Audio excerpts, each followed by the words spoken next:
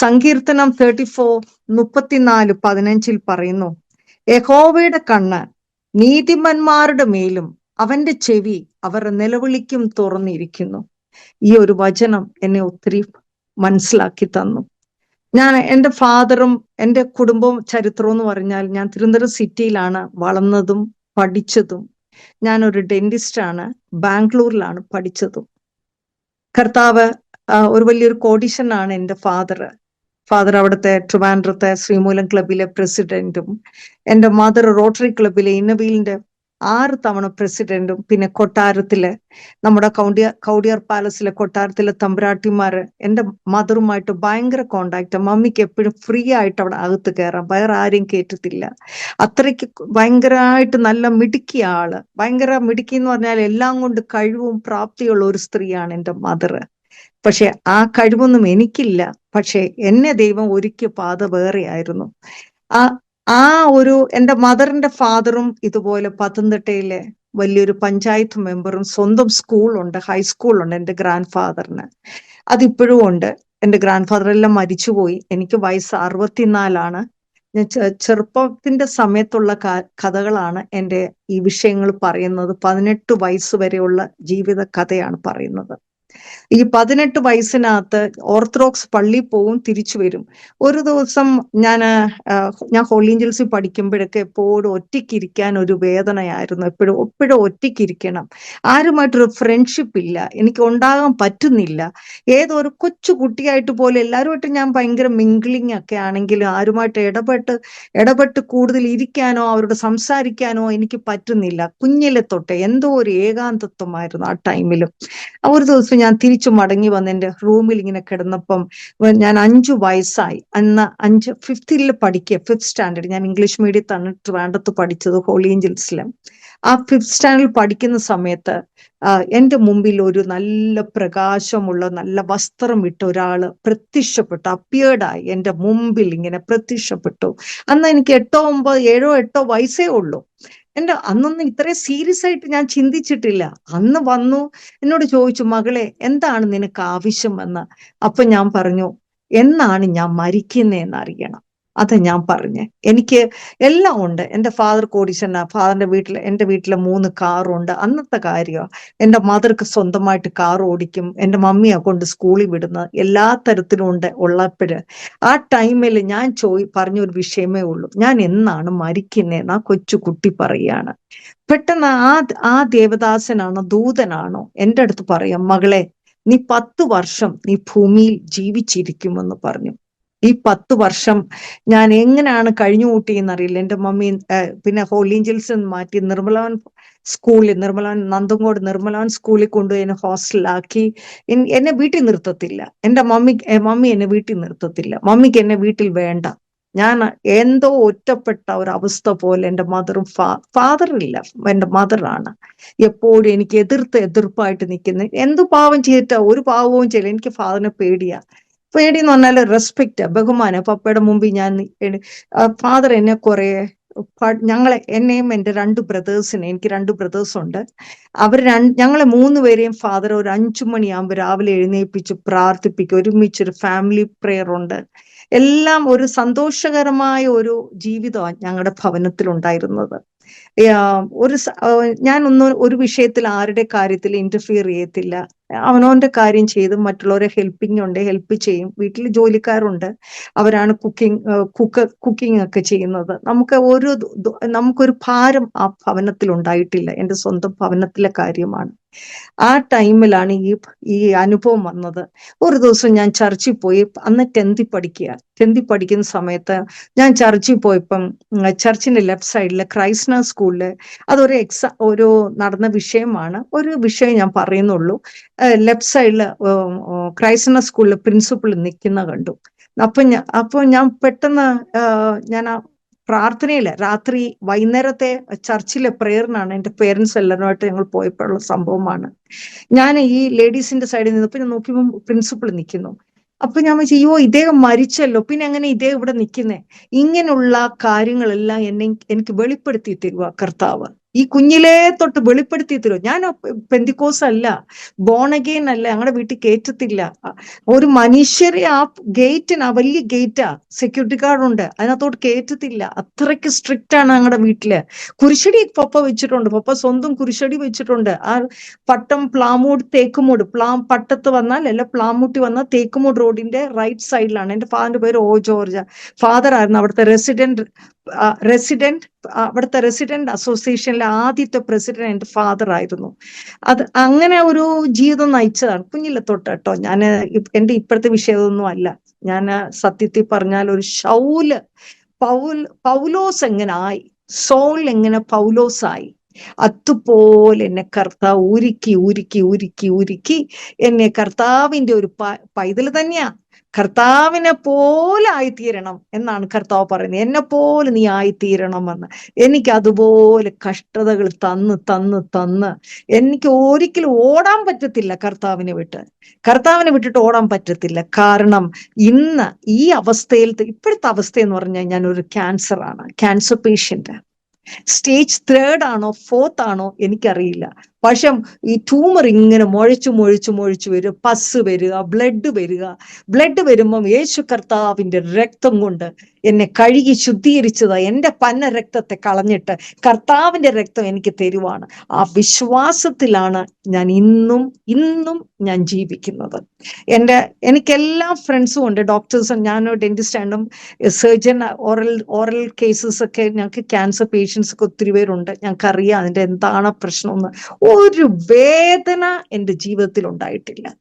ഞാൻ 2000, ഇനി ഞാൻ ഇത് പറഞ്ഞോട്ടെ, 10 വർഷം കഴിഞ്ഞപ്പോഴാണ് പ്രിൻസിപ്പളും മരിച്ചല്ലോ, ഇതെങ്ങനെ നിൽക്കുന്നു. പിറ്റേ ദിവസം ഞങ്ങളുടെ വീട്ടിൽ ഫോൺ കോൾ വരുന്നു, നമ്മുടെ ക്രൈസ്റ്റ് സ്കൂളിലെ പ്രിൻസിപ്പൾ മരിച്ചു, ഇന്ന് അവധിയാണെന്ന്. ഞാൻ ഭയപ്പെട്ടു പോയി. ഇതെന്തുവാ കർത്താവേ, എന്തുവാ എന്റെ, കാരണം ഞങ്ങൾക്ക് അറിയില്ല, പ്രവചനം എന്താണെന്ന് അറിയില്ല, ഞങ്ങൾക്കൊന്നും അറിയില്ല, ഒന്നുമേ അറിയത്തില്ല.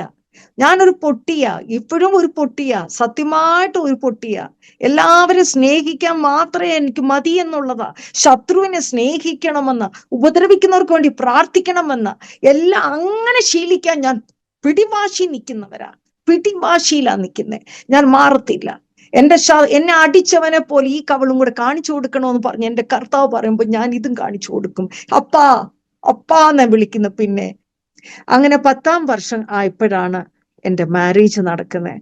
എന്റെ കല്യാണം എന്ന് പറഞ്ഞാൽ കേരള ഗവർണർ ജ്യോതി വെങ്കടാചലവും മന്ത്രിമാരും മിനിസ്റ്റേഴ്സും 3 തിരുമേനിമാരും, ഭയങ്കര വലിയ മാരേജ്. കാരണം mummy Trivandrum women's club, Kowdiar women's ക്ലബിലെ പ്രസിഡന്റാണ്. 6-7 തവണ. അത് തമ്പുരാട്ടിമാരാണ്, നമ്മുടെ കൊട്ടാരത്തിലെ തമ്പുരാട്ടിമാർ ഫോൺ ചെയ്താ മമ്മിയെ കൊണ്ട് ആക്കിക്കുന്ന. അത്രയ്ക്ക് കഴിവും പ്രാപ്തിയുള്ളൊരു സ്ത്രീയാണ് അവർ ട്രൈബൽ ഏരിയയിലൊക്കെ പോകും.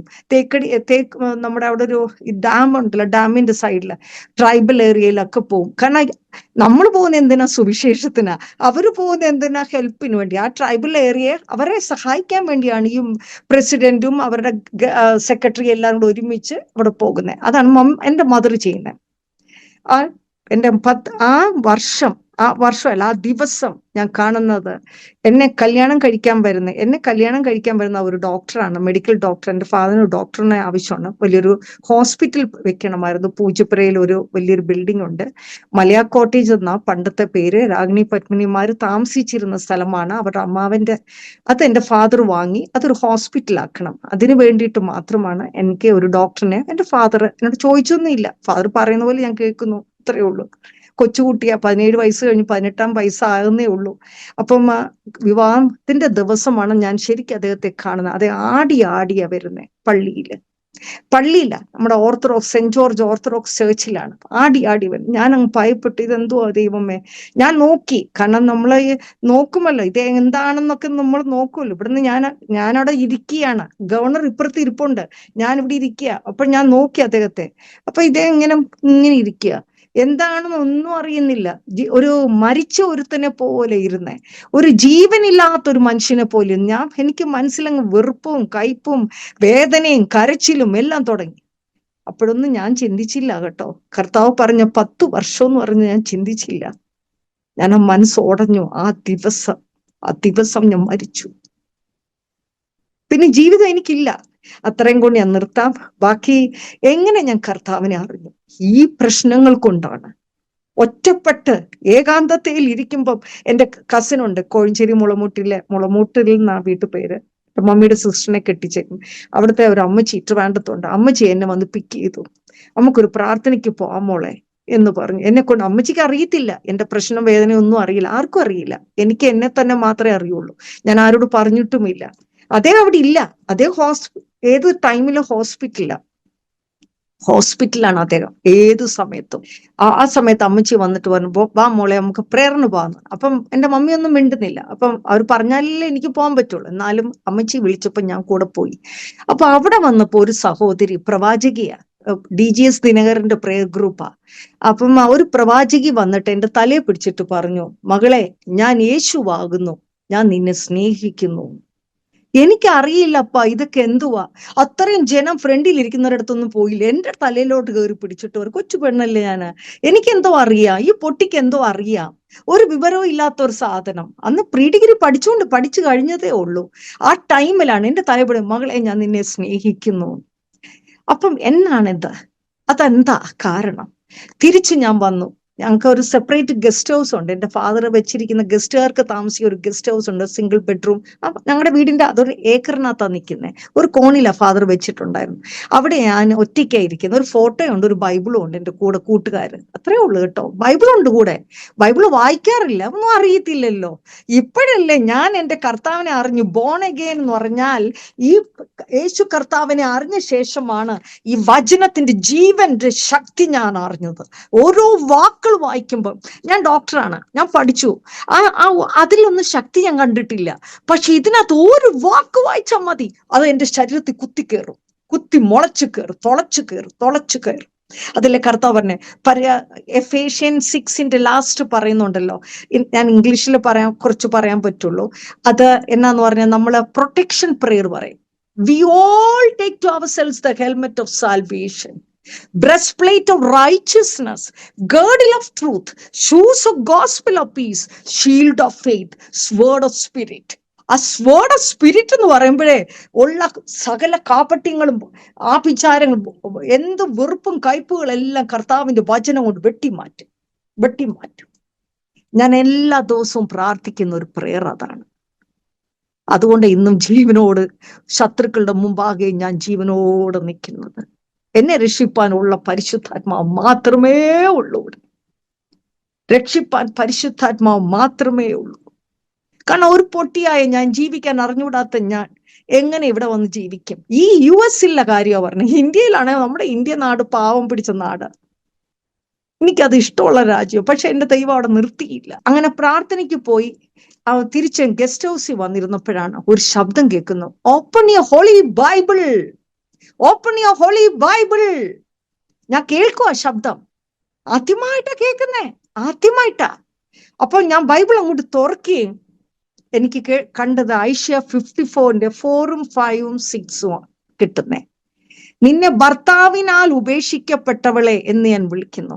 നിന്റെ യൗവനത്തിൽ വിവാഹം ചെയ്തിട്ട് തള്ളിക്കളഞ്ഞ ഭാര്യ എന്ന് യഹോവ അരുളി ചെയ്യുന്നു.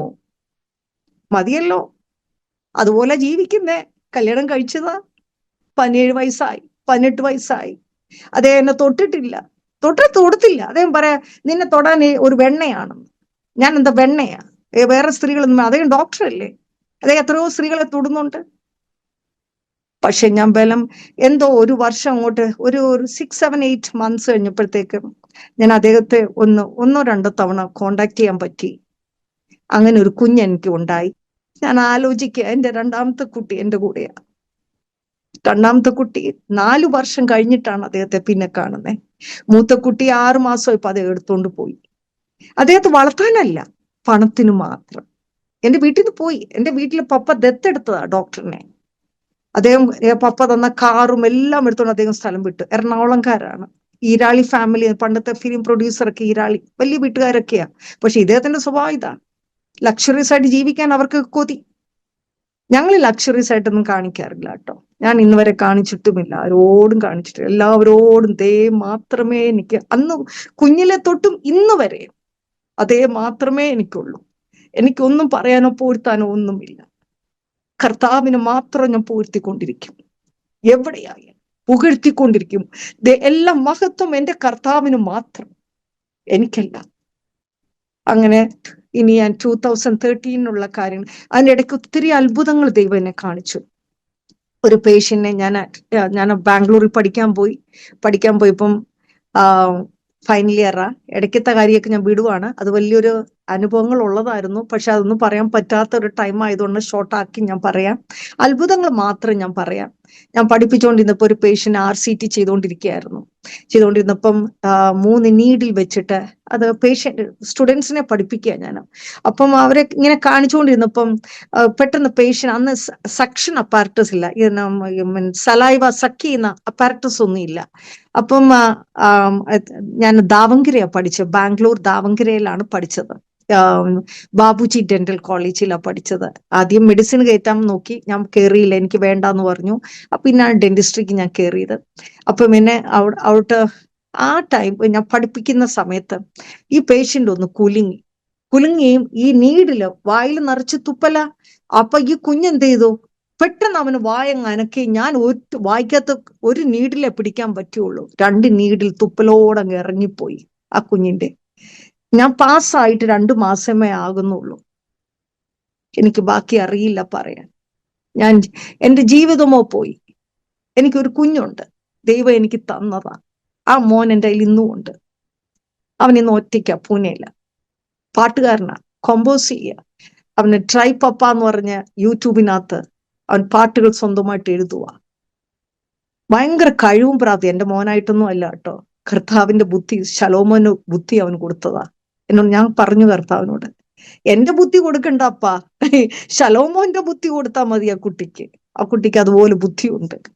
അതുപോലെ സംസാരവും രീതിയും പെരുമാറ്റവും ആ കുഞ്ഞിന് അങ്ങനെ ഉണ്ട്.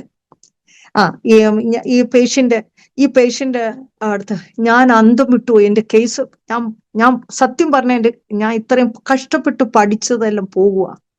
അതും പോയി, എന്റെ വിവാഹം പോയി, എല്ലാം പോയി. എന്തോ ഗുണം എന്റെ ജീവിതം എന്ന് പറയും. പെട്ടെന്ന് ഞാൻ ഓർത്തു, ഞാൻ ഒരു പ്രേ ഗ്രൂപ്പിൽ പോയല്ലോ, അവിടെ വെച്ച് ആ ദേവദാസൻ പറയുന്നു, Jesus Christ is alive. Jesus Christ is alive. ഈ ശബ്ദം വന്നുകൊണ്ടിരിക്കുക എനിക്ക്. ആ ടൈമില് ഞാൻ കസനിൽ നിന്നോ എല്ലാവരും വന്നു, പ്രിൻസിപ്പളും പ്രൊഫസേഴ്സും എല്ലാവരും എൻ്റെ അടുക്കൽ ഇങ്ങനെ വന്നപ്പോഴാണ് എല്ലാവരും ഇങ്ങനെ ഇരുന്ന് കേട്ടോണ്ടിരിക്കുക, കണ്ടോണ്ടിരിക്കുക, കേട്ടല്ല കണ്ടോണ്ടിരിക്കുക. ഈ കുട്ടിക്ക് വരുന്ന ചോക്കിങ് പോലെ വരാൻ പോവാ. ശരിക്കും നീഡിൽ പുറത്തു വരുത്തില്ല, പഴമല്ല പുറത്തു വരാൻ. അപ്പൊ പെട്ടെന്ന് എൻ്റെ ഒരു അറ്റൻഡർ, നഴ്സുമാരും അടുത്തിപ്പുണ്ട്. അറ്റൻഡർ എന്നോട് പറഞ്ഞു, മാഡം പേഷ്യന്റ് വായിൽ കൈ നിറക്കി നോക്കട്ടെ. ഞാൻ പറഞ്ഞു എന്ത് വേണമെങ്കിലും ചെയ്യും. ഞാൻ അങ്ങ് ഇരുന്ന് പോയിട്ടോ. എൻ്റെ അടുത്ത് സ്റ്റുഡൻസ് എല്ലാം ഇങ്ങനെ നോക്കിയിരിക്കുകയാണ്. പ്രൊഫസർ വന്നിട്ട് പറയാം, എനിക്കൊരു ദൈവവും ഇല്ല എന്ന് പ്രൊഫസർ ഇങ്ങനെയും പറയുന്നുണ്ട്. എല്ലാരും എന്നെ താഴ്ത്തി കെട്ടുമ്പോഴേ ഞാൻ പെട്ടെന്ന് മൈ ജീസസ് ഒരു വിളിയും വിളിച്ചു എൻ്റെ നെഞ്ചി കൂടെ. അന്ന് വയസ്സ് എനിക്ക് 26-27 വയസ്സേ ഉള്ളു കേട്ടോ. ഇപ്പഴാ മുതുക്കിയായത്, 64 വയസ്സായതുകൊണ്ട്. യേശുവേ വിളിച്ചോളൂ. 2 നീഡിൽ ഇറങ്ങിപ്പോയത്. പെട്ടെന്ന് ആ ബക്കറ്റില് ഞാൻ കേൾക്കുന്നു, ഞാൻ കണ്ടില്ല, വായിന്ന് വരുന്ന കണ്ടില്ല, പക്ഷെ ബക്കറ്റിൽ വീഴുന്ന ശബ്ദം കേൾക്കുന്നു. ടിക് ടിക് എന്ന് 2 ശബ്ദം കേട്ടു. ഇറങ്ങിപ്പോയ സൂചി അതുപോലെ പുറത്തിറങ്ങി വന്നു. യേശുവേൻ വിളിച്ചാൽ മതി. അതാണ് ഇവിടെ ആദ്യം കർത്താവ് 34 പറഞ്ഞ, യഹോവയുടെ കണ്ണ് നീതിമാന്മാരുടെ മേലും അവന്റെ ചെവി അവരുടെ നിലവിളിക്കും തുറന്നിരിക്കുന്നു. കണ്ടില്ലേ വചനം? കണ്ടോ? എത്ര അർത്ഥമായ വചനം. നമ്മൾ വിശ്വസിക്കുക. ശരിക്കും ജീവനുള്ള ദൈവമുണ്ട്. നിങ്ങൾ വിശ്വസിക്കുക മക്കളെ. നമ്മൾ ഒന്നിനും പുറകെ ഓടണ്ട. ഒരു കുഞ്ഞുങ്ങളെ പഠിപ്പിക്കാൻ ഓടണ്ട, ഒന്നിനും ഓടണ്ട. കർത്താവേ നിന്റെ ഇഷ്ടം മാത്രം നടപ്പിലാവട്ടെ, അത് പറയുവാൻ നമ്മുടെ ഹൃദയം വേണം. അല്ലാതെ എൻ്റെ മക്കളെ ഡോക്ടറാക്കണം, എൻ്റെ മക്കളെ എഞ്ചിനീയർ ആക്കണം എന്നും പറഞ്ഞ് എല്ലാ ലോണും മേടിച്ച് ജീവിതം കഷ്ടപ്പെടുത്തേണ്ട ആവശ്യമില്ല. കർത്താവ് പറഞ്ഞു, സകലം ആകാശത്തിലെ പറവകളെ നോക്ക്, അവരെ വിതയ്ക്കുന്നില്ല, അവർ കൊയ്യുന്നില്ല, പക്ഷെ അവരെ ഞാൻ തീറ്റിപ്പോറ്റുന്ന ദൈവമാകുന്നു. അതൊക്കെ വിശ്വസിപ്പിക്കാൻ നിങ്ങൾക്ക് വിശ്വാസം ഇല്ലാത്തത് കൊണ്ടാണ് നിങ്ങൾ ഓടിപ്പോയി ലോണൊക്കെ എടുക്കുന്നത്. കർത്താവ് പ്രത്യേകിച്ച് ബൈബിളിൽ പറയുന്നുണ്ട്, കടമെടുക്കുന്നവനും കടം കൊടുക്കുന്നവനും ഒരുപോലെ നാശം ഭവിക്കും. അതിനുശേഷമാണ് 2008 എല്ലാം ഒത്തിരി കാര്യങ്ങളുണ്ട്. ഈ ജീവിതം അങ്ങോട്ട് കഴിഞ്ഞു. എൻ്റെ ഫാദർ മരിച്ചു. ഫാദർ മരിച്ചതിന് ശേഷം പിന്നെ എൻ്റെ മദർ മടങ്ങി വന്നു. മദറും സ്നാനപ്പെട്ടതിന് ശേഷം ഒരു ദേവദാസം പറഞ്ഞു മമ്മി എടുക്കപ്പെടൂ എന്ന് പറഞ്ഞു. അതുപോലെ മമ്മി എടുക്കപ്പെട്ടു. അതിനുശേഷമാണ് വലിയൊരു ദുരിതം എൻ്റെ ജീവിതത്തിൽ വീണ്ടും വരുന്നത്. ഞാൻ കുടുംബ വീട്ടിലാണ് താമസിക്കുന്നത്, ഞാനും എൻ്റെ മകനും. ആ ടൈമിലാണ് എൻ്റെ ബ്രദേഴ്സ് എനിക്കെതിരെ കേസ് കൊടുക്കുന്നു. ഞാൻ വീട് വിട്ട് ഇറങ്ങിക്കൊടുക്കണം. ഞാൻ എൻ്റെ സ്വന്തം വീട് വിട്ട് ഇറങ്ങി. ഞാൻ വേറെ വീടില്ല, ഞാൻ റോഡ് കണ്ടിട്ടില്ല. കാറിലെ യാത്ര ചെയ്യുന്ന അഹങ്കാരം കൊണ്ടല്ലേ എന്നെ പഠിപ്പിച്ചത് അങ്ങനെയാണ്. ആ ടൈമിലായപ്പം ബ്രദേഴ്സ് എനിക്കെതിരെ കേസ് കൊടുത്തപ്പം ഞാൻ ഉടനെ കർത്താവിനോട് പറഞ്ഞു, കർത്താവെ ഞാൻ എന്ത് ചെയ്യണം? അപ്പം പറഞ്ഞെന്ന് പറയുന്ന പോലെ ഞാൻ ചെയ്യാം. എനിക്ക് എന്നെ അപ്പുറവും ഇപ്പുറവും ഒന്നുമില്ല. അപ്പം പറ ഞാൻ എന്തോ ചെയ്യണമെന്ന്. ആ ടൈമിലാണ് കർത്താവ് പറയുന്ന ഒരു വാക്കുണ്ട്. 1 Kings 12:24 1 Kings 12:24. 1 രാജാക്കന്മാർ 12:24 എൻ്റെ യേശു അപ്പൻ ഞാനും എൻ്റെ മകനും രാത്രിയിൽ ഒറ്റയ്ക്കിരുന്ന് പ്രാർത്ഥിച്ചപ്പോൾ കർത്താവെ എന്ത് ചെയ്യണം? എൻ്റെ ബ്രദേഴ്സ് പറഞ്ഞു വീട് വിട്ടിറങ്ങാൻ. അവർ പോലീസ് കമ്മീഷണർമാരെയാണ് വീട്ടിൽ വിളിച്ചു വരുത്തി ഈ സ്വന്തം ചേച്ചിയെ പുറത്തിറക്കുക. ഞാൻ കർത്താവിന്റെ പൈതല, എനിക്ക് കേസ് കൊടുക്കാൻ പറ്റില്ല. അവർക്ക് കൊടുക്കാം, അവർ ദൈവത്തിന്റെ മക്കളല്ല. ഞാൻ കർത്താവിന്റെ പൈതൽ എന്ന് പറഞ്ഞ കേസില്ല, കുടുക്കില്ല, ഒന്നുമില്ല. എപ്പോഴും പ്രാർത്ഥന, കർത്താവിനെ പോലെ നീതിമാനെ പോലെ ജീവിക്കുക. നമ്മൾ ഒന്നിനും എതിർക്കേണ്ട ആവശ്യമില്ല. അപ്പൊ കർത്താവ് എനിക്ക് തന്ന ദൂതാണ് 1 രാജാക്കന്മാർ 12:24 എന്ന് പറഞ്ഞാൽ നിന്റെ സഹോദരന്മാർക്കെതിരെ നീ യുദ്ധം ചെയ്യരുത്. ഇത് യഹോവയുടെ ഹിതമാണ്, ഇറങ്ങിക്കൊടുക്കാൻ. അങ്ങനെ ഇറങ്ങിക്കൊടുത്തു. ഞാനും എൻ്റെ മകനും ആദ്യമായിട്ട് ഈ ലോകം കണ്ടു. തിരുവനന്തപുരം സിറ്റി കണ്ടു. കറങ്ങി ഓരോരുത്തടത്തും വാടക വീട്ടിൽ കറങ്ങി അവസാനം ശംഖുമുഖത്ത് ഒരു വീട്ടിൽ വന്നപ്പോ, ഒരു പള്ളിയിൽ വന്നപ്പം ഒരു ദേവദാസൻ എൻ്റെ തലയെ പിടി. അത് 6 വർഷം കഴിഞ്ഞ ശേഷം 2002 ഞാൻ വീട് വിട്ട് ഇറങ്ങുന്നത്. അപ്പം ഒരു 6-7 വർഷം കഴിഞ്ഞ ശേഷം ഒരു ദേവദാസൻ എൻ്റെ തലയെ പിടിച്ചിട്ട് പറഞ്ഞു, എൻ്റെ മകന്റെ തലയില, മകനും ഉണ്ട്, എൻ്റെ മകന്റെ തലയെ പിടിച്ച് നീ യാക്കോബാകുന്നു എന്ന് പറഞ്ഞു. അത് എബി പാസ്റ്റർ എന്നാണ്. വലിയതുറയിൽ ഒരു ദേവദാസിന്റെ അസിസ്റ്റന്റ് ആയിട്ട് വർക്ക് ചെയ്യുന്ന എബി പാസ്റ്റർ ആണ്. എനിക്ക് അറിയത്തില്ല, അന്നൊന്നും ആരെയൊന്നും അറിയത്തില്ല, അത്രയും പരിചയമില്ല. ഒരു ദേവദാസ് 1-2 പാസ്റ്റർമാരെ പരിചയമുള്ളൂ. അതിനുശേഷമാണ് എൻ്റെ തലയെ പിടിച്ചിട്ട് പറഞ്ഞു, മകളെ നിന്നെ ഞാൻ ഒരു ബോവസിന്റെ നാട്ടിൽ അയക്കും, അവിടെ നീ സ്ഥിരപ്പെടും. ആലോചിച്ച് നോക്കണം, 2008 ഇത് സംഭവിക്കുന്നത്.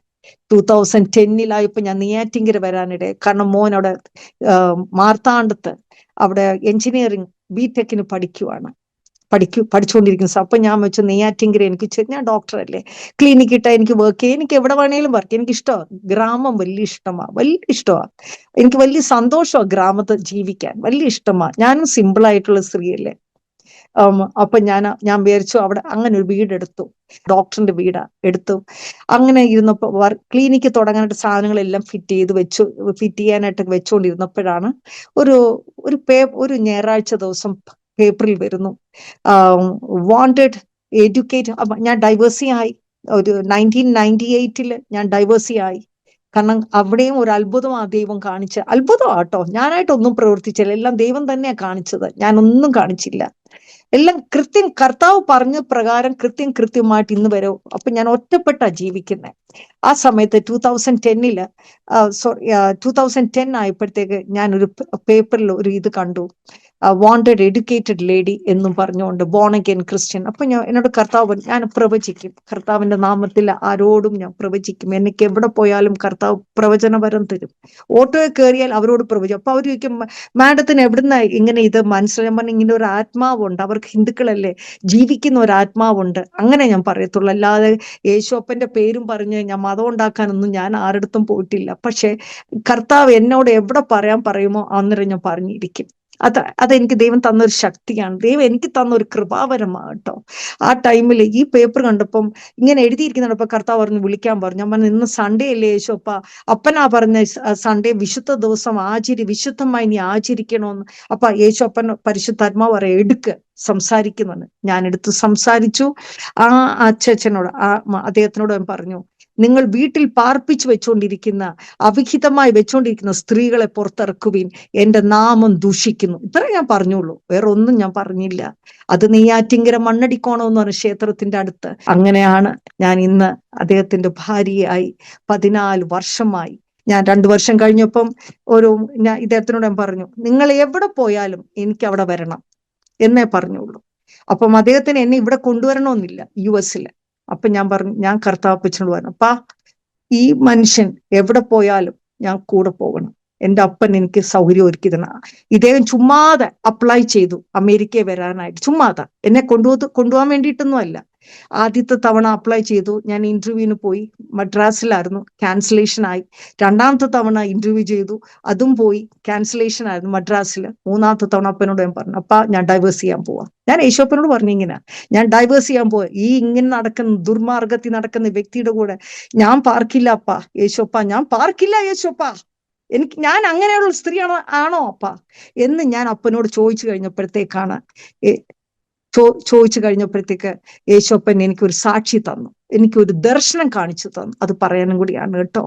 ആ ദർശനം എനിക്ക് ഇമ്പോർട്ടന്റ് ആണ്.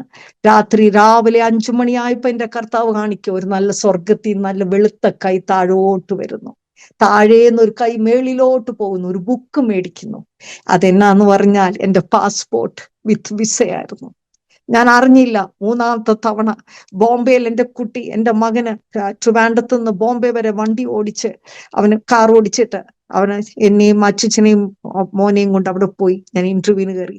അപ്പൊ മോൻ എന്നോടൊരു വാക്ക് പറഞ്ഞു, അമ്മയ്ക്ക് കിട്ടത്തില്ല, അമ്മയുടെ ബാങ്കിൽ 1 രൂപയില്ല, 1 രൂപയില്ല, എന്തിനാ അമ്മ പോകുന്നേ? അമ്മയ്ക്ക് പോകുന്ന ചുമ്മാതെ അമ്മ 2 പ്രാവശ്യം പോയി, ഇത് 3ാമത്തെ അമ്മ പോവുക, അമ്മയ്ക്ക് ഒരു ബാങ്കിൽ 1 രൂപയില്ലാതെ അമ്മ എങ്ങനെ പോകുന്നേ? ഞാൻ പറഞ്ഞു, മോനെ ഈ ദർശനം കണ്ടു, നിനക്കറിയാലോ. ഞാൻ അവനോട് പറഞ്ഞു, നിനക്കറിയാമല്ലോ ഇന്ന് വരെയും എൻ്റെ അപ്പൻ ബൈബിളിൽ കൂടെ തന്നതല്ലേ നടന്നിട്ടുള്ളൂ, ഇത് നടക്കാൻ പോവാ മോനെ എന്ന് പറഞ്ഞു. അത്രയേ പറഞ്ഞുള്ളൂ. എനിക്ക് അമേരിക്ക വരേണ്ട ആവശ്യമൊന്നുമില്ല. എൻ്റെ മമ്മിയും പപ്പയും ഇവിടെ ആയിരുന്നു, ന്യൂയോർക്കിൽ. ഇവിടെ എൻ്റെ ബ്രദർ ന്യൂജേഴ്സിയിൽ. എനിക്കൊന്നും വരണ്ട. എൻ്റെ അപ്പനെ ഉയർത്തണം. അപ്പൻ എന്ത് പറയുന്നോ, അപ്പൻ നമ്മളെ കിടത്തി ചാടാൻ പറയത്തില്ല, അത് പറയത്തില്ല. കർത്താവ് നമുക്ക് കഷ്ടത വരുമ്പോൾ നമുക്ക് നന്മ തരും. അത് നമ്മൾ റിയലൈസ് ചെയ്യണം. അങ്ങനെ കർത്താവ്, ഞാൻ അവിടെ ചെന്നു. അപ്പൊ അവസാനം അവൻ മനസ്സിലായി, അമ്മ പറയുന്നതെല്ലാം കറക്റ്റ് ആണെന്ന് അവൻ അറിയാം. അവൻ പറഞ്ഞു, അമ്മ ഒരു കാര്യം ചെയ്യും, പ്രായമുള്ള ഒരു ഇന്റർവ്യൂ പേഴ്സണെ അമ്മ പ്രാർത്ഥിക്കാൻ പറഞ്ഞു, എന്നോട് പറയാ. അപ്പൊ ഞാൻ ഈ കുട്ടി എന്തിനാ ഇങ്ങനെ പറയുന്നേ? അപ്പൊ എൻ്റെ ഹസ്ബൻഡ് അച്ഛന് എന്നെക്കാൾ നല്ല ഏജ്ഡ് ആണ്, നല്ല പ്രായമുള്ള ഒരു വ്യക്തിയാണ്. അപ്പൊ അതുകൊണ്ടായിരിക്കും എനിക്ക് ചിന്ത വന്നു. അങ്ങനെ ഇന്റർവ്യൂക്കാരന് പ്രായമുള്ള ഒരാളാ വന്നേ. എന്നോട് പറഞ്ഞു, അമേരിക്കയിൽ പോയാൽ എവിടെ താമസിക്കും? സത്യമായിട്ട് ഇങ്ങനെ ഒരു ക്വസ്റ്റ്യൻ എന്നോട് ചോദിച്ചേ. ഞാൻ പറഞ്ഞു, എൻ്റെ ഹസ്ബൻഡ് ഒരു വീടുണ്ട്, ആ വീടാണ് ഈ വീട്, ഞാൻ താമസിക്കുന്ന വീട്. കർത്താവപ്പച്ചൻ പറഞ്ഞു, യേശുപ്പച്ചൻ പറഞ്ഞു ഒറ്റ വാക്കേ ഉള്ളൂ, നീ പണിയാത്ത ഭവനത്തിൽ ഞാൻ നിന്നെ പാർപ്പിക്കുമെന്ന്. ആ ഭവനമായ കേട്ടോ. പക്ഷെ ഇത് പറഞ്ഞേ പറ്റുള്ളൂ. എൻ്റെ യേശോപ്പൻ ചെയ്ത നന്മകള്, ഈ നന്മ കാണിക്കുന്നത് എനിക്കില്ല കേട്ടോ. നമ്മൾ എന്നെ പോലെ കഷ്ടപ്പെട്ട മക്കളെ പ്രത്യാശ കൊടുക്കണം, അത്ര മാത്രമേ എനിക്കുള്ളൂ. നിരാശപ്പെടണം ഒരു വിഷയത്തിൽ. നീതിമാനെ പോലെ ജീവിക്കണം. സത്യം, നീതി, വിശുദ്ധി, വേർപാട്, ഇത് 4 നമ്മുടെ ജീവിതത്തിൽ കൂട്ടാളിയായി നടക്കണം. ഒരു ദോഷം ആർക്കും ചെയ്യരുത്. അങ്ങനെ എനിക്ക് പാസ്പോർട്ട് വിത്ത് വിസ തിരിച്ചു ഞങ്ങൾ മദ്രാസ് വഴിയാ ഇങ്ങോട്ട് എനിക്ക് കിട്ടി. എനിക്ക് അത് കിട്ടി. എൻ്റെ പാസ്പോർട്ട് മേടിച്ചു. അപ്പം പിന്നെ പോകുന്ന വഴിക്ക് എൻ്റെ മമ്മിയുടെ സിസ്റ്റർ മദ്രാസിലാണ്. അപ്പൊ ഞാൻ പറഞ്ഞു, അവരുടെ വീട്ടിലോട്ട് കയറി താങ്ക്സ് പറഞ്ഞിട്ട് അവർ എനിക്ക് വേണ്ടി പ്രാർത്ഥിച്ചിട്ടുണ്ട്.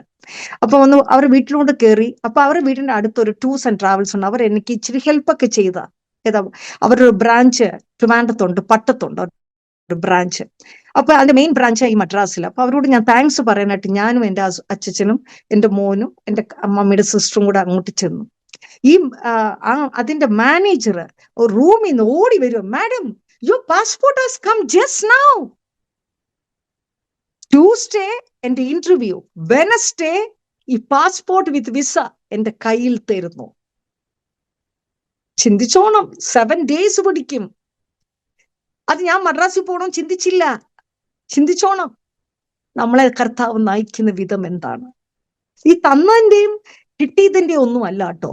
അപ്പൻ പറഞ്ഞതുപോലെ സ്പീഡപ്പാ. അത് കഴിഞ്ഞ് ഞാൻ തിരിച്ചു വീട്ടിൽ വന്നു. തിരിച്ചു വന്ന് ടിക്കറ്റൊക്കെ ബുക്ക് ചെയ്ത് ഹാപ്പി ആയിട്ട് ഇരിക്കുമ്പോഴാണ് എനിക്ക് ക്യാൻസർ, എൻ്റെ നെഞ്ചിൽ ഒരു മുഴ വരുന്നത്. നെഞ്ചിലാണ് ഒരു മുഴ ഇങ്ങനെ വരുന്നു. അപ്പം അദ്ദേഹത്തിന് വലിയ സന്തോഷമായി, ക്യാൻസർ ആണെന്ന് മനസ്സിലായി. ഉള്ളൂരിലെ ക്രിഡൻസ് ഹോസ്പിറ്റലാണ്, അവിടുത്തെ ശാന്തമാന്റിയും മമ്മിയുടെ ഒക്കെ ഞങ്ങളുടെ ഒക്കെ വലിയ ക്ലോസ് ഫ്രണ്ടാണ്. അപ്പൊ ക്രിഡൻസ് ഹോസ്പിറ്റൽ ആന്റി എടുത്ത് പറഞ്ഞു, ആന്റി പറഞ്ഞു മോളെ മാമോഗ്രാം ചെയ്യണോ? മാമോഗ്രാം ചെയ്തപ്പം സെക്കൻഡറി സ്റ്റേജ് ആണ്, കാർസിനോമ. കാർന്ന് തിന്നോണ്ടിരിക്കുക, എന്റെ ശരീരത്തിലെ ഓരോ സെല്ല് തിന്നോണ്ടിരിക്കുക. ഞാൻ കർത്താവിന്റെ കയ്യിൽ നിന്ന് സെല്ല് മേടിച്ചുകൊണ്ടിരിക്കുക ഡെയിലി. ഓരോ സെൽസിനും ന്യൂറോൺസിലും കർത്താവിന്റെ രക്തം കൊണ്ട് കഴുകി ശുദ്ധീകരിക്കണമെന്ന പ്രാർത്ഥന. ഓരോ സെല്ലിലും, നമ്മുടെ ഓരോ ശരീരം, നമ്മുടെ ജീവിക്കുന്ന സെല്ലായാലും ചത്ത സെല്ലായാലും കർത്താവിന്റെ രക്തം കൊണ്ട് കഴുകി ശുദ്ധീകരിക്കണമേ. വിശ്വാസത്തോട് പ്രാർത്ഥിക്കണം, വിശ്വാസത്തോട്. കാരണം by his stripes we are healed. അല്ലെ, കർത്താവ് എന്തിനാ അടിപ്പിണര് അനുഭവിച്ചേ? കർത്താവ് എന്തിനാ ഈ കഷ്ടത അനുഭവിച്ച്? കർത്താവ് എന്തിനാ പട്ടിണി കിടന്നത്? എന്തിനാണ് ഇതെല്ലാം? നമ്മൾ അനുഭവിക്കുമ്പോൾ കർത്താവിന്റെ അത് നമുക്ക് ഇത് വരാതെ കർത്താവ് ഏറ്റെടുക്കുവാണ്. എല്ലാം രോഗങ്ങളും ഏറ്റെടുത്തു, സകലതും കർത്താവ്. അതിക്രമങ്ങൾ നിമിത്തം കർത്താവ് മുറിവേറ്റു, എന്റെ അകൃത്യങ്ങൾ നിമിത്തം എന്റെ കർത്താവ് ചതഞ്ഞും ഇരിക്കുന്നു. യേശു എന്റെ സമാധാനത്തിലുള്ള ശിക്ഷ എന്റെ കർത്താവിന്റെ മേലായി. യേശു ക്രിസ്തുവിന്റെ അടിപ്പിണരുകളാൽ നമ്മൾക്ക് സൗഖ്യം ലഭിച്ചിരിക്കുന്നു. വിശ്വാസം, വചനം ജീവനുള്ളതാക്കും, കുത്തിക്കേറി നമ്മളെ പഠിപ്പിക്കും, നമ്മളെ രൂപത്തിലാക്കും. വിശ്വാസത്തോടെ നമ്മൾ പ്രവർത്തിച്ചാൽ, ജീവിച്ചാൽ. അന്നേരമാണ് ഞാൻ പെട്ടെന്ന് എന്തായാലും അവിടുന്ന് എക്സ്റേ ഒക്കെ എടുത്തു. എല്ലാം കഴിഞ്ഞപ്പോഴത്തേക്ക് പറഞ്ഞു, മാഡം നിങ്ങൾ സർജറി ചെയ്യണമെന്ന് പറഞ്ഞു. ചെയ്തില്ലെങ്കിൽ ഇത് വഷളായി പോവും, സെക്കൻഡറി ആണ്. അപ്പൊ ഞാൻ പറഞ്ഞു എനിക്കൊരു പ്രേയറിന് പോകണം. പ്രേയറിന് പോയപ്പോ ആ ദേവദാസൻ, ദൂരെ ഇരിക്കുന്ന ദേവദാസൻ പറയാ, ഡോണ്ട് ആ സിസ്റ്ററിന്റെ ഇടത്തും വലത്തും 2 ദൂതന്മാർ നിൽക്കുന്നു, എന്റെ ഇടത്തും 2 ഞാൻ എന്റെ അച്ഛനെ ആശുപത്രിയിൽ നിന്നാ പോയത് പ്രേയറിന്, നമ്മുടെ മ്യൂസിയത്ത്. പ്രാർത്ഥന കഴിഞ്ഞു, തിരിച്ചു വീണ്ടും വന്നു. എന്റെ അച്ഛൻ വലിയ സന്തോഷമായി, എന്നെ അമേരിക്ക കൊണ്ടുപോകണ്ടല്ലോ. അത് മാത്രമേ ഉള്ളൂ അച്ഛന്റെ ഇന്റൻഷൻ, അതായിരുന്നു എന്നെ അമേരിക്കയെ കൊണ്ടുവരുന്നത്. പക്ഷെ കർത്താവിന് എന്നെ ഇവിടെ കൊണ്ടെത്തിക്കും. ഞാൻ തുറന്ന വാതിൽ ആർക്കടയ്ക്കാൻ പറ്റും? അത് മാത്രമേ കർത്താവ് പറഞ്ഞുള്ളൂ. കർത്താവ് എന്തിനാ എനിക്ക് ഇങ്ങനെ ദർശനം തന്നേ? എന്തിനാ എനിക്ക് ബുക്ക് എന്റെ കൈ തന്നേ? എന്റെ പിറ്റേ ദിവസം തന്നെ എന്റെ പാസ്പോർട്ട് വിത്ത് വിസ എന്റെ കൈ തന്നത് എന്തിന്? അത്രയും ഞാൻ ചോദിച്ചുള്ളൂ. ക്രിഡൻസ് ഹോസ്പിറ്റലിൽ വീണ്ടും വന്ന് അഡ്മിറ്റായി. അപ്പം ഞാൻ പറഞ്ഞു, ഞാൻ ഉപവസിക്കുക. എന്നെ കൊട്ടാരക്കര ടിനു ജോർജിന്റെ മീറ്റിങ്ങിൽ എന്നെ കൊണ്ടുപോകുന്ന അച്ഛനോട് ചോദിച്ചു. അച്ഛൻ വണ്ടി ഓടിക്കും. അച്ഛൻ എന്നെ ടിനു ജോർജിന്റെ, അച്ഛൻ ബ്രദറൻ ഗ്രൂപ്പാണ്. ബ്രദറൻ ഗ്രൂപ്പുകാർക്ക് അറിയാലോ, പെന്തിക്കോസിന്റെ അടുത്തൂടെ പോത്തില്ല അവർക്ക്. നമ്മളെ അങ്ങെന്ന് പറഞ്ഞാൽ എന്നെ ഒന്നും പറയില്ല, പക്ഷെ ഞാൻ ആരോടെങ്കിലും പെന്തിക്കോസുകാരന്മാരോട് മിണ്ടുവാണെങ്കിൽ എന്നെ കൊല്ലാൻ വരും, അടിക്കാൻ വരും. എന്നെ ഒത്തിരി ഉപദ്രവിച്ചിട്ടുണ്ട്. അങ്ങനെ ടിനു ജോർജിന്റെ അവിടെ കൊണ്ടുപോയി അച്ഛൻ. അവിടെ കൊണ്ടുപോയപ്പോ ഒരു പാസ്റ്റർ അവസാനം ഇറങ്ങിയപ്പം, ടിനു ജോർജ് അല്ല, വേറൊരു പാസ്റ്റർ, അവിടെ ഉപവാസത്തിന് വന്ന ഒരു പാസ്റ്റർ. ആ പാസ്റ്റർ എന്നോട് പറഞ്ഞു, അച്ഛനോട് പറയാണ്, ഞാൻ പറഞ്ഞു, എനിക്ക് വിസ കിട്ടി, എല്ലാം കിട്ടി, ഞാൻ പോകണോ വേണ്ടായോ? കർത്താവിനോടൊന്ന് പ്രാർത്ഥിച്ചിട്ട് ദേവദാസൻ പറയാൻ പറഞ്ഞു. ഞാൻ ഇങ്ങനെ പറഞ്ഞു, ഞാൻ ഉപവസിക്കുക, ഞാനാ ഉപവസിക്കുന്നത്. അപ്പൊ അച്ഛൻ അടുത്തിരിപ്പുണ്ട്. അപ്പൊ ദേവദാസൻ അച്ഛനോട് പറയാണ്, അങ്കിളെ, ഈ ആന്റിയുടെ ഈ ശരീരത്തിലിരിക്കുന്ന പച്ച മാംസത്തെ കീറാൻ കൊടുക്കല്ലേ, വേഗം അമേരിക്കയ്ക്ക് കൊണ്ടുപോയിക്കൊള്ളാൻ. ഞാൻ പറഞ്ഞിട്ടല്ല, കർത്താവ് പറയിപ്പിച്ചു. ആ ഒറ്റ വാക്കില് ഈ അച്ഛനെ എന്നെ അമേരിക്കയിൽ കൊണ്ട് ആദ്യമായിട്ട് കാല് കുത്തി, വാഷിങ്ടൺ DC ഞാൻ മുട്ടുമേൽ നിന്നിട്ട്, കർത്താവേ നന്ദി, നീ സ്വർഗത്തിൽ തന്ന ബുക്കിന് നന്ദി മാത്രം പറഞ്ഞു. മുട്ടുമേൽ അവിടെ താഴെ ഇരുന്നുകൊണ്ട് എല്ലാരും കാണും, എനിക്കതൊന്നും പ്രശ്നമല്ല. എന്റെ അപ്പന് വേണ്ടി ഞാൻ എവിടെയും മുട്ടുകുത്തും. ഞാൻ മനുഷ്യരുടെ മുമ്പിൽ മുട്ടുകുത്താറില്ല, കർത്താവിന്റെ മുമ്പിൽ ഞാൻ മുട്ടുകുത്തും. കർത്താവ് അത്രത്തോളം എന്നെ വശീകരിച്ചു മരുഭൂമിയിൽ ഇരുത്തിയിരിക്കുക. എന്നെ ഓരോ അത്ഭുതങ്ങൾ കാണിച്ച് എന്നെ കർത്താവ് ഇരുത്തിയിരിക്കുക. അതിനുശേഷമാണ് ഞാൻ ഇത് ലാൻസിങ് എന്ന് പറയും, മിഷിഗൻ സ്റ്റേറ്റിലെ ക്യാപിറ്റലാണ് ലാൻസിങ്. അതിനകത്താണ് ഞങ്ങളുടെ വീട്. ഈ വീട്ടിൽ വന്നു, വീട്ടിനകത്ത് കേറി കഴിഞ്ഞു. ഒരു മാസം ആയുള്ളൂ. ഞാൻ വന്ന് ജൂലൈ കഴിഞ്ഞു, ഓഗസ്റ്റ് ആയപ്പം പോസ്റ്റ് ബോക്സിൽ ആദ്യമായിട്ട് എനിക്കൊരു ലെറ്റർ വന്നിരിക്കുക. എനിക്കായിട്ട് ഒരു ലെറ്റർ. കാരണം ഈ അമേരിക്കൻ നാട്ടിൽ എനിക്കിങ്ങനെ ലെറ്റർ വരാനാ? അച്ഛൻ്റെ ലെറ്റേഴ്സ് അല്ലേ. പക്ഷെ നോക്കിയത് എന്നാന്നറിയാമോ?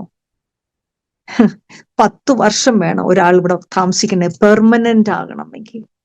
ഒറ്റ മാസം കൊണ്ട് ഞാൻ permanent resident card, first letter post ബോക്സിൽ എനിക്ക് വേണ്ടി കർത്താവ് ഇട്ടിരിക്കുന്നു. ആരിട്ടു? യേശോപ്പൻ ഇട്ടു. അത് കഴിഞ്ഞു 5 വർഷം ക്യാൻസർ ഉണ്ട്. ഞാൻ ട്രീറ്റ്മെന്റ് ഒന്നും പോയിട്ടില്ല. ഇതും അങ്ങ് കോളിഫ്ലവർ ഷേപ്പിൽ അങ്ങ് മുഴച്ചു പഴുപ്പും വന്ന ആളുകൾക്ക് അടുത്തിരിക്കുമ്പോൾ ഞാൻ ഡ്രസ്സൊക്കെ ചെയ്യും, പക്ഷെ സ്മെല്ല് വരും, പഴുപ്പിന്റെ സ്മെല്ല് വരും. തിന്നുവല്ലേ, ശരീരം തിന്നുകൊണ്ടിരിക്കുകയല്ലേ. പക്ഷെ ആ ടൈമിൽ ഞാൻ ചോദിച്ചു, കർത്താവേ ഞാൻ എന്താ ചെയ്യണ്ടേ? യേശോപ്പനോട് ചോദിച്ചു. അപ്പൊ യേശോപ്പൻ തന്ന ഒരു വചനമാണ്. ഞാൻ ബൈബിൾ തുറക്കും എപ്പോഴും. ഞാൻ ചോദിക്കുന്ന, മനുഷ്യർ എന്നോട് സംസാരിച്ചില്ല, പിന്നെ ബൈബിളിനോട് ഞാൻ ചോദിക്കും. കർത്താവ് അതേ വചനം എനിക്ക് തരും. സെക്കൻഡ് ക്രോണിക്കിൾസ് 16:12 ആണ് തന്നത്. 2 ദിനവൃത്താന്തം 16:12 കർത്താവിന്റെ വചനം എനിക്ക് തന്നത്. അത് ഞാൻ വായിച്ച് കേൾപ്പിക്കാം. 16:12. ആസായിക്ക് തന്റെ വാഴ്ചയുടെ 39-ാം ആണ്ടിൽ കാലിൽ ദീനം പിടിച്ചു. ദീനം അതികഠിനമായിരുന്നു. എന്നാൽ അവൻ തന്റെ ദീനത്തിൽ യഹോവയെ അല്ല ദൈവത്തെ അല്ല, ആരെ നോക്കിയത്? വൈദ്യന്മാരെ അത്രേ അന്വേഷിച്ചത്. അതാ കർത്താവ് കാണിച്ചേ. എന്റെ അർത്ഥം എന്ന് പറഞ്ഞാൽ, ഞാൻ ഡോക്ടറിന്റെ പുറകെ പോകരുത്. പക്ഷെ ഡോക്ടറിനെ കാണേണ്ട കർത്താവ് പിന്നെ അവസാനം പറഞ്ഞു. 5 വർഷം കഴിഞ്ഞപ്പം ഞാനിവിടെ ഇന്റർവ്യൂവിന് പോവാന്ന് പറഞ്ഞാൽ ഇച്ചിരി പാടാ. ഒരു ആന്റി, ഷിക്കാഗോയിൽ ഒരു ജെസ്സി എന്ന് പറഞ്ഞൊരു ആന്റി ഉണ്ട്. ഇപ്പൊ 3-ാമത്തെ തവണ എഴുതാൻ പോവാ. ഇതുവരെ കിട്ടിയിട്ടില്ല സിറ്റിസൺഷിപ്പ്. ഞാൻ ചെന്നു, ഈ പൊട്ടിയായ ഞാൻ പഠിച്ചു, വായിക്കുക, തലയിലൊന്നും ഇരിക്കില്ല, അതെല്ലാം പോയി മാഞ്ഞു മറന്നു പോവും. പക്ഷെ എന്തോ എന്റെ കർത്താവ് അവിടെ ഇന്റർവ്യൂവിന് എന്നെ അപ്പനല്ലേ ഇവിടെ കൊണ്ടുവന്നേ, ബാക്കി അപ്പൻ ചെയ്യട്ടെ. ഞാൻ ചെയ്യേണ്ട കാര്യങ്ങൾ ചെയ്തു, പക്ഷെ തലയിൽ ഇരിക്കണ്ടേ, എനിക്കൊരു ഓർമ്മയും ഉണ്ടാവില്ല. പക്ഷെ ക്വസ്റ്റ്യൻസ് ചോദിച്ചു. 9 ക്വസ്റ്റ്യൻസും ഞാൻ പറയേണ്ടി വന്നു. ഇന്ന് വരെ എന്റെ പ്രൊഫഷൻ പോലും ഇത്രയും ഫുൾ മാർക്ക് ഞാൻ മേടിച്ചിട്ടില്ല. ഈ ഇന്റർവ്യൂവിന് ഞാൻ ഫുൾ മാർക്ക് മേടിച്ചു. ഞാൻ സിറ്റിസൺഷിപ്പ് എനിക്ക് 2013 ഞാൻ ഈ അമേരിക്ക വന്നു. 2018 എന്റെ യേശോപ്പൻ എന്റെ ഈ ബൈബിള്, എന്റെ സകലത്തും എന്റെ പ്രാണനുമായിരിക്കുന്ന, എന്റെ ആശ്വാസമായിരിക്കുന്ന ഈ വചനം എനിക്ക് തന്ന് ഞാൻ സിറ്റിസൺഷിപ്പ് എനിക്ക് ഇവിടുത്തെ രാജ്യത്തിലെ ഞാൻ സിറ്റിസണായി മാറി. അതിനുശേഷം ഞാൻ തിരിച്ചു പൂനെക്ക് പോയി. മോൻ പൂനെയില്ല, ഞാനും അച്ഛനും പൂനെക്ക് പോയപ്പോ എന്റെ മോൻ പറഞ്ഞു, അമ്മേ പ്ലീസ്, അമ്മ മരിച്ചു പോയാൽ, കാരണം അവൻ കണ്ടു എന്റെ ഈ ട്യൂമർ ഇങ്ങനെ കണ്ടു, ബ്ലഡും വരുന്നു, നല്ല ബ്ലീഡിങ്ങും ഉണ്ട്. അപ്പൊ അമ്മ മരിച്ചു പോയാൽ എനിക്ക് ആരും ഇല്ല അമ്മേ, പ്ലീസ് അമ്മ ഒന്ന് ഡോക്ടറിനെ കാണിക്ക്. അങ്ങനെ ഞാൻ എന്ത് ചെയ്തു, അവിടെ വാശിയില് ഹിരാൻ നന്ദിനി ഹോസ്പിറ്റലിലേക്ക് ഞാൻ മോന് വേണ്ടിയാ പോയത്. അപ്പൊ ഞാൻ കർത്താവിനോട് ചോദിച്ചു, കർത്താവ് ഞാൻ പോയി. അപ്പം യേശോപ്പച്ചൻ അന്നേരം ഞാൻ ചോദിച്ചതിന്റെ ഉത്തരം ഇതാ പറഞ്ഞു, വൈദ്യന്മാരെ അന്വേഷിക്കരുതെന്ന് പറഞ്ഞു. പിന്നെ ഞാൻ ചോദിച്ചു, കർത്താവെ ഒന്ന് പറ, 5 വർഷമായല്ലോ അപ്പം പറഞ്ഞിട്ട്, ഇനി എനിക്കൊരു ദൂതത. അങ്ങനെയാണ് ഐഷ്യാക്കകത്ത് 38 വന്നേ. ഐഷ്യ 38 കർത്താവ് ഓപ്പൺ ആക്കിയപ്പോ തന്ന. അല്ല, എന്നെ ആരും പഠിപ്പിച്ചതല്ല, എനിക്ക് ബൈബിൾ ഒന്നും അറിയില്ല, ഞാൻ ബിടെക് ഇതൊന്നും പഠിക്കാൻ പോയിട്ടില്ല, ബൈബിൾ ഒരു വാക്യം എനിക്കറിയില്ല. കർത്താവ് എനിക്ക് നേരിട്ട് തന്നതാണ് ഞാൻ ഇപ്പം എന്റെ വായിക്കൂടെ തരുന്നത്. അതിനകത്ത് പറയുന്ന ഹെസക്കിയ രാജാവിന്റെ കഥയാണ്. ഹെസക്കിയ രാജാവും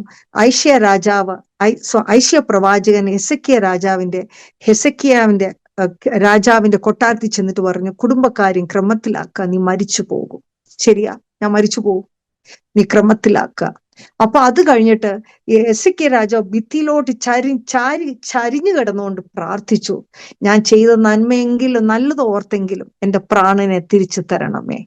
ആ പറഞ്ഞ ഒരു വാക്കില്, ആ മനസ്സലിവിന്റെ ആ വാക്കില് പെട്ടെന്ന് കർത്താവ് ഐഷ്യ രാജാവ് കൊട്ടാരത്തിൽ നിന്ന് ഇറങ്ങുന്നതിന് മുമ്പേ ചെന്ന് പറഞ്ഞു, നീ മടങ്ങി ചെന്നിട്ട് പറയുക, നിനക്ക് 15 വർഷം നിനക്ക് ആയുസ് ഞാൻ നീട്ടി തന്നിരിക്കുന്നു. സത്യം പറയട്ടെ, ആ വചനം ഞാൻ ഏറ്റെടുത്തതാ, എനിക്ക് തന്നതാ. മനുഷ്യര് തന്നതല്ല, ഒരു ദേവദാസന്മാരും തന്നതല്ല, എന്റെ യേശോപ്പൻ എനിക്ക് നേരിട്ട് തന്നതാ. എന്ന് തന്നു? 2018 തന്നതാ ഈ വചനം. അപ്പൊ എനിക്ക് മനസ്സിലായി. അതിനകത്ത് അവസാനം എഴുതിയിരിക്കുന്നു, ആ പരുവിന്റെ മേൽ ഫിഗ് ഫ്രൂട്ട്, അത്തിപ്പഴ ജ്യൂസ് ആയിരിക്കാം, ഫിഗ് ഫ്രൂട്ട് ജ്യൂസ് പുരട്ടാൻ. അതിന്റെ അർത്ഥം എന്ന് പറഞ്ഞാൽ ഡോക്ടറിനെ കാണണം, മെഡിസിൻ ആക്കണം. മെഡിസിൻ അതാ എൻ്റെ മീനിങ്. എനിക്ക് മനസ്സിലായി. എന്നെ പഠിപ്പിച്ച കേട്ടോ യേശുപ്പൻ. എല്ലാം ആരോടും ചോദിച്ചിട്ടല്ല കേട്ടോ. യേശുപ്പൻ പഠിപ്പിക്കുന്ന എന്നെ ശരിക്കും പഠിപ്പിച്ചു കേട്ടോ. യേശുപ്പൻ ശരിക്കും പഠിപ്പിച്ചു. അപ്പൻ ഇനിയും പഠിപ്പിച്ചുകൊണ്ടിരിക്കുക. ക്യാൻസർ വന്നിട്ടും ക്യാൻസറിൽ കൂടെ പഠിപ്പിച്ചുകൊണ്ടിരിക്കുക. ആരുടെ മുമ്പിൽ ഞാൻ നിൽക്കുമ്പോൾ അവർ പറയും, no you don't have cancer. ഞാൻ you do you want to see. എയർപോർട്ടിൽ പോയല്ലോ അവർ പറയാം, why you needed wheelchair. ഞാൻ I am a cancer patient. No you are not എന്ന് പറഞ്ഞു. ഞാൻ പറഞ്ഞു യെസ്. ഞാൻ കാണിച്ചു കൊടുക്കേണ്ടി വന്നു. അപ്പോഴും അവർ പറയാ, യോ ഫേസ് കണ്ടാലോ എന്നെ കണ്ടാലോ ആരും പറയും കർത്താവിന്റെ കൃപയാട്ടോ, കർത്താവിന്റെ തേജസ്സാകട്ടോ, അല്ലാതെ എന്റെ ഒന്നുമില്ല, എന്റെ പുഴുവാ. ഈ പുഴുവായ യാക്കോബെ ഞാൻ നിന്നെ ഒരു മെതിവണ്ടിയാക്കി മാറ്റുമെന്ന് 20 വർഷം മുമ്പ് മരിച്ചുപോയ PR ബേബിച്ചാനുണ്ട്, സയന്റിസ്റ്റ്, ഫെയ്ത്ത് സിറ്റി, നമ്മുടെ അങ്കമാലി. ബേബിച്ചാന്റെ തലയെ പിടിച്ചിട്ട് പറഞ്ഞു. ബേബിച്ചാനായിട്ട് എനിക്ക് ഭയങ്കര ക്ലോസ്. ഞങ്ങൾക്ക് അത്രയ്ക്ക് നല്ല അടുപ്പം, നല്ല മനുഷ്യനാണ്. ഞങ്ങളുടെ ഇവിടെ വന്ന് എന്നെ കാണാനൊക്കെ വന്നിട്ടുണ്ട്. അന്ന് ഞാൻ മനസ്സിലാക്കുന്ന എന്ത് ഈ മെതിവണ്ടി, ഈ ഒരു പുഴുവായി കിടക്കുന്ന എന്നെ പിടിച്ചിട്ട് മെതിവണ്ടി. എനിക്ക് മെതിവണ്ടി എന്താണെന്ന് അറിയില്ല. പിന്നെ ബുൾഡോസറാന്ന് മനസ്സിലായത്. അതിന്റെ അർത്ഥം എന്താന്ന് പിന്നെ പിടികിട്ടിയത്. അത് അന്ന് പറഞ്ഞു. ഇന്ന് ഞാൻ ആ ഡോക്ടറിനെ വാശിയിൽ അവിടെ പോയി ഇങ്ങനെ കാണിക്കാൻ, മോന് വേണ്ടി പോയി, ഞാനും അച്ഛനും. അപ്പൊ ആ ഡോക്ടർ പറഞ്ഞു, എന്നോട് ചോദിച്ചു ചോദ്യം, ഇത് കണ്ടിട്ട് ചോദിക്കുക, how come you are alive എന്ന്, എങ്ങനെ ജീവിച്ചിരിക്കുന്നതെന്ന് എന്നോട് ചോദിക്കുക. You are educated doctor and still you don't know anything. ഒന്നും അറിയത്തില്ലയോ? ഈ പഴുത്തളിഞ്ഞിരിക്കുന്ന കണ്ടിട്ടും മരിക്കുന്ന അവസ്ഥയാന്ന് അറിയത്തില്ലയോ എന്നോട് ചോദിക്കുക. അപ്പോഴും ഞാൻ പറഞ്ഞു, ഒരു വാക്കേ പറഞ്ഞോളൂ, എന്റെ ഉള്ളിൽ ഒരു ജീവിക്കുന്ന ഒരാൾ ഇരിപ്പുണ്ടെന്ന്. അതാണ് ആ ഹിന്ദുവായ ഡോക്ടറിനോട് ഞാൻ പറഞ്ഞു. അതിനുശേഷമാണ് എന്നോട് പറഞ്ഞു പെറ്റ് സ്കാൻ ചെയ്യണം, അഡ്മിറ്റ് ആവണം. കാരണം മനസ്സിലായി എന്റെ കണ്ടീഷൻ സീരിയസ് ആണെന്ന് മനസ്സിലായി. അപ്പൊ പെറ്റ് സ്കാൻ ചെയ്തപ്പോ അല്പം ഇച്ചിരി സ്പ്രെഡ് ആയിട്ടുണ്ട്, അത്രേ ഉള്ളൂ. എന്നാ ഈ 5 വർഷം കൊണ്ട് ഒരു ട്രീറ്റ്മെന്റും ഇല്ലാതെ നിൽക്കുക, ഒരു ട്രീറ്റ്മെന്റും ഇല്ല. അപ്പോഴാണ് എന്നോട് മനസ്സിൽ തോന്നി, ഇവിടെ വേണ്ട, കേരളത്തിൽ പോകണം. ഞാൻ അച്ഛനെയും കൊണ്ട് ഫ്ലൈറ്റിൽ അങ്ങ് കേരളത്തിൽ ഇറങ്ങി.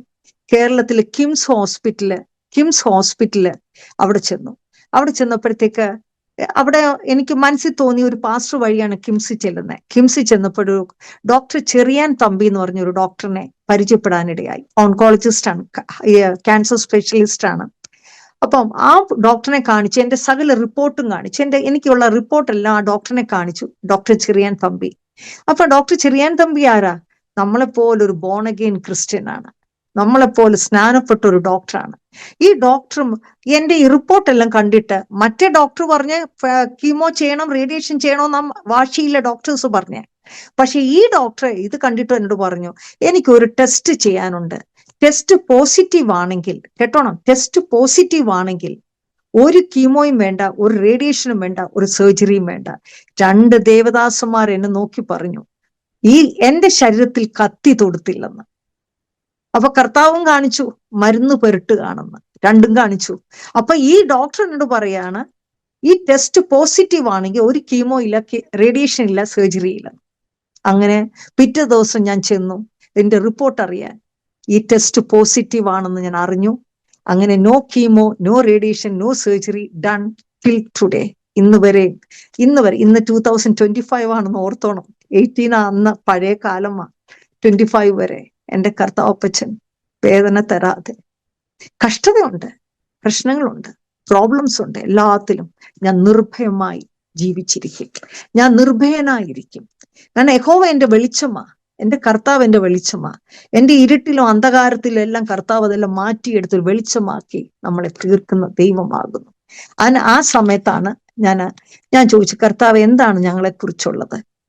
അങ്ങനെ 20 വർഷം മുമ്പ് ദൈവം ഒരു പ്രോമിസ് തന്നു. ഫസ്റ്റ് ക്രോണിക്കിൾ 17:7 യഹോവ ഇപ്രകാരം അരുളി ചെയ്യുന്നു, നീ എന്റെ ജനമായ ഇസ്രായേലിന് എന്ന് പറഞ്ഞാൽ നാഥാൻ ദാവീദിനോട് പറയുന്നതാണ്. പക്ഷെ കർത്താവ് എന്നോട് പറയുന്നതാണ്. ഇതെൻ രാത്രിയിൽ ഒരു 2 മണിക്ക് എനിക്ക് ദൈവാത്മാവ് തന്ന ഒരു ദൂതാണിത്. എനിക്ക് ഇന്ന് വരെ ഞാൻ വെച്ചുകൊണ്ടിരിക്കുകയാണത്. നീ എന്റെ ജനമായ ഇസ്രായേലിന് പ്രഭുവായിരിക്കേണ്ടതിന് ഞാൻ നിന്നെ പുൽപ്പുറത്തു നിന്ന് ആടുകളെ നോക്കുമ്പോൾ തന്നെ എടുത്തു. ശരിയാ? പിന്നെ നീ സഞ്ചരിച്ചു വന്ന എല്ലായിടത്തും ഇരുന്നു. എന്റെ ഫാദർ എന്റെ കല്യാണത്തിന്റെ പ്രോബ്ലം ഒക്കെ ആയപ്പം എന്റെ ഫാദർ ഡൽഹിക്ക് പറഞ്ഞു വിട്ടു. ഞാൻ തിരുവനന്തപുരത്ത് നിൽക്കുകയേ വേണ്ട. ഡൽഹിയിൽ ഹോസ്കാസിലും സൗത്ത് പാർക്ക് എക്സ്റ്റൻഷൻ പാർട്ട് 2 അവിടെയാ താമസിച്ചിരുന്നത്. നോയിഡ സെക്ടർ 2 എനിക്ക് സ്വന്തം ക്ലിനിക്കും ഞാൻ സ്വന്തം വിട്ടതാ. എനിക്ക് ഒത്തിരി പേഷ്യൻസ് ഉണ്ട്. പക്ഷെ ജീവിതമല്ല, ഞാൻ മരിക്കാൻ വേണ്ടിയാ പോയത്. എന്നെ ആർക്കും വേണ്ട.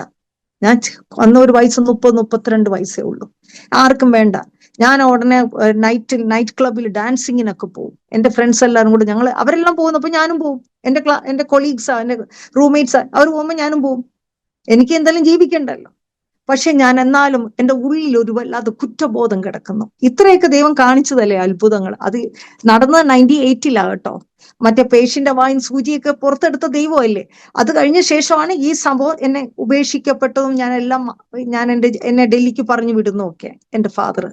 അപ്പൊ ഞാൻ ഒന്നും പറഞ്ഞു, കർത്താവ്, ഞാൻ ഒരു പള്ളി ചെന്നിട്ട് പറഞ്ഞു, ഇവിടെ ഈ ബിംബങ്ങളില്ലാത്ത പള്ളിയുണ്ടോ? പക്ഷെ പെന്തിക്കോസ് എന്നുള്ള പേര് എനിക്ക് അറിയത്തില്ല. ബിംബങ്ങളില്ലാത്ത പള്ളി ഉണ്ടോ എന്നാ ഞാൻ ചോദിച്ചു. അപ്പൊ അച്ഛന്മാർ പറയാം, ഇവിടെ ബിംബങ്ങളൊന്നുമില്ല, ബിംബത്തെ നോക്കണ്ട, അല്ലാതെ വന്ന് പ്രാർത്ഥിച്ചോളാൻ. പക്ഷെ എനിക്ക് ഇഷ്ടപ്പെട്ടില്ല, ഞാൻ തിരിച്ചു വന്നു. പിന്നെ ഞാൻ അങ്ങ് വലിയ ഹോട്ടലാണ് അവിടുത്തെ, നിർല ഹോട്ടൽ എന്ന് പറഞ്ഞാൽ. അവിടെ എന്റെ കൊളീഗ്സുമായിട്ടൊക്കെ ഡാൻസ് ചെയ്യാനും പാട്ടുപാടാനൊക്കെ, ഞാൻ പാട്ടുപാടാനല്ല, അവിടെ ചെന്ന് ഡാൻസ് ചെയ്യാനൊക്കെ പോകും, തിരിച്ചു വരും, കുടിക്കും, എല്ലാം ചെയ്യും. മരിക്കണം. അപ്പൊ ഞാൻ പ്രാർത്ഥിച്ചു. ഞാൻ പിന്നെ പ്രാർത്ഥന തുടങ്ങി. ഞാൻ കർത്താവേ, എനിക്കൊരു രോഗം താ, എനിക്ക് അങ്ങനെയല്ല എന്റെ മമ്മി എന്നെ തിരിച്ചു വിളിക്കും, ട്രിവാൻഡ്രത്ത് എനിക്ക് പോകണം, എന്റെ പപ്പയുടെ മമ്മിയുടെ കൂടെ ജീവിക്കണം കർത്താവേ. അങ്ങനെ പ്രാർത്ഥിച്ച് എനിക്ക് യൂട്രസിൽ ഒരു ഫൈബ്രോയിഡ് തന്നു. ഞാൻ സ്വയം പിടിച്ചു വാങ്ങിയതാ. അങ്ങനെയും ഞാൻ തിരിച്ചു പോകാന്ന് വിചാരിച്ചപ്പോ എന്റെ മമ്മി പറയും, നീ അവിടെ ഇരുന്ന് അങ്ങ് സർജറി ചെയ്തോ, ഡൽഹിയിൽ നിന്ന് സർജറി, നീ ഇങ്ങോട്ട് വരണ്ട, അങ്ങനെയും പറഞ്ഞു. അപ്പൊ എനിക്കൊരു വാശിയായി, ഞാൻ തിരിച്ചങ്ങ് ട്രിവാൻഡ്രത്ത് പോയി. അപ്പൊ പപ്പ എന്റെ സർജറി ഒക്കെ കഴിഞ്ഞു. അപ്പൊ ഫാദർ ഒരു കാര്യം പറഞ്ഞു, നീ ഇങ്ങനെ നിൽക്കണ്ട, അവർക്ക് നാണം കേടായി. അങ്ങനെ എന്നെ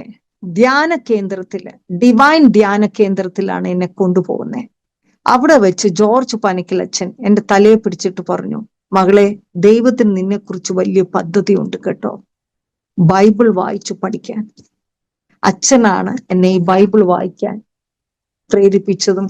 പല ചർച്ചിലും കർത്താവിന്റെ നാമത്തിൽ എന്നെ പ്രസംഗിക്കാൻ കഴിവുള്ളവളല്ല. എന്നെ അച്ഛനാണ് എന്നെ ഈ രീതിയിൽ എന്നെ ആക്കി, ജോർജ് പനക്കൽ അച്ഛൻ. ക്ഷമിക്കേണ്ടവരോട് ക്ഷമിക്കാനൊക്കെ പഠിപ്പിച്ചു. തിരിച്ച് ഞാൻ ട്രിവാൻഡ്രത്ത് വന്നു. ഞാൻ സ്നാനപ്പെട്ടതിന് ശേഷമാണ് ഭയങ്കരമായുള്ള പ്രശ്നങ്ങൾ. അപ്പോഴാണ് എനിക്ക് ഈ ദൂത് തന്നെ ദൈവം തമ്പുരാൻ തന്നെ, നിന്റെ സകല ശത്രുക്കളെ നിന്റെ മുമ്പിൽ നിന്ന് ഛേദിച്ചു കളഞ്ഞിരിക്കുന്നു. ഭൂമിയിലുള്ള മഹാന്മാരുടെ നാമം പോലെ നാമം ഞാൻ നിനക്കുണ്ടാക്കും. ഞാൻ എന്റെ ജനമായ ഇസ്രായേലിന് സ്ഥലം കൽപ്പിച്ചു കൊടുക്കുകയും അവർ സ്വന്തം സ്ഥലത്ത് പാർത്ത് അവിടെ നിന്ന് ഇളകാതെ വണ്ണം അവരെ നടുകയും ചെയ്യും. പണ്ടത്തെ പോലെയും എന്റെ ജനമായ ഇസ്രായേൽ ഞാൻ ന്യായാധിപന്മാരെ കൽപ്പിച്ചാക്കിയ കാലത്തെ പോലെ ഇനി ദുഷ്ടന്മാർ അവരെ ക്ഷയിപ്പിക്കുകയില്ല. ഞാൻ നിന്റെ സകല ശത്രുക്കളെയും അടക്കും. യഹോവ നിനക്കൊരു ഗൃഹം പണിയുമെന്നും ഞാൻ നിന്നോട് അറിയിക്കുന്നു. നീ നിന്റെ പിതാക്കന്മാരുടെ അടുക്കൽ പോകേണ്ടതിന് നിന്റെ ജീവകാലം തികയുമ്പോൾ ഞാൻ നിന്റെ ശേഷം നിന്റെ പുത്രന്മാരിൽ ഒരുവനായ നിന്റെ സന്തതിയെ എഴുന്നേൽപ്പിക്കും. ഹല്ലേലൂയ. എന്റെ രണ്ടാമത്തെ മകനെ കുറിച്ചാണ് കർത്താവ് പറഞ്ഞത്. നീ നിന്റെ പിതാക്കന്മാരുടെ നാട്ടിൽ പോകുമ്പോൾ നിന്റെ ആൺമക്കളിൽ ഒരുവനെ കൊണ്ട് ഞാൻ ഒരു ആലയം പണിയിക്കും. അവൻ എന്റെ രണ്ടാമത്തെ കുട്ടിയാണ്. ഈ പൂനെയിലുള്ള കുട്ടിയെ കുറിച്ചായി കർത്താവ് ഇത് പറഞ്ഞത്. എന്നിട്ട് പറയും, ഞാൻ അവന് പിതാവും അവൻ എനിക്ക് പുത്രനുമായിരിക്കും. അത്രയും ദൂതാണ് ദൈവം തമ്പുരാൻ. ഞാൻ ആ വിശ്വാസത്തിൽ ഇന്നും ഞാൻ മരിക്കയില്ല. യഹോവയുടെ പ്രവൃത്തികളെ വർണ്ണിച്ചുകൊണ്ടിരിക്കും.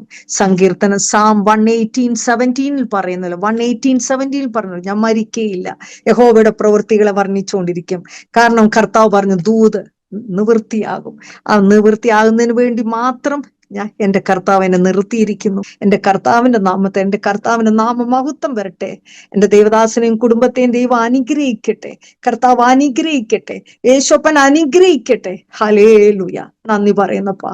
കേട്ടവ മക്കൾക്കും എന്റെ അപ്പച്ചന്മാർക്കും ആന്റിമാർക്കും എല്ലാവർക്കും നന്ദി പറയുന്നു. സ്തോത്രം ചെയ്യും. ആമേൻ, ആമേൻ, ആമേൻ.